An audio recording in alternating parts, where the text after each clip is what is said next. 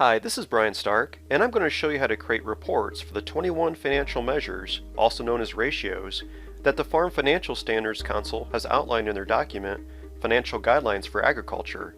Using these financial ratios can help you understand trends of what is and what is not working on your farm. Start by selecting the number of years for the report, with a maximum of 5. Selecting multiple years will allow you to see your measures trending up or down. Use the cost basis or market value option to determine which values are used for the reports. Enter tax rates for the deferred taxes that will be used in some ratios. This would typically be an average tax rate that your farm's income is taxed at. This value can be left blank. If nothing is entered, deferred taxes will be left out of the calculations.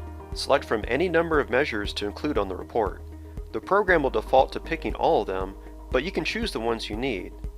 The last option is to show or hide details.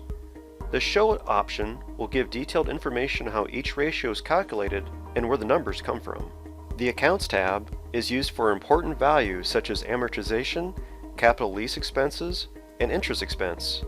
If your farm does not have any of these type of expenses, or if you use the standard interest expense account, you can skip this area.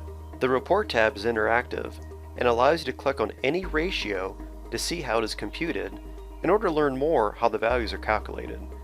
If that isn't enough, the software offers a second magnifying glass that will show you how the value on the report is used in your project. All this information is extremely helpful when working with lenders. Not only does this feature help you understand your financial health, but it also builds a positive relationship with you and your lender. Thanks again for learning about financial measures, and please subscribe to our channel to receive future training videos.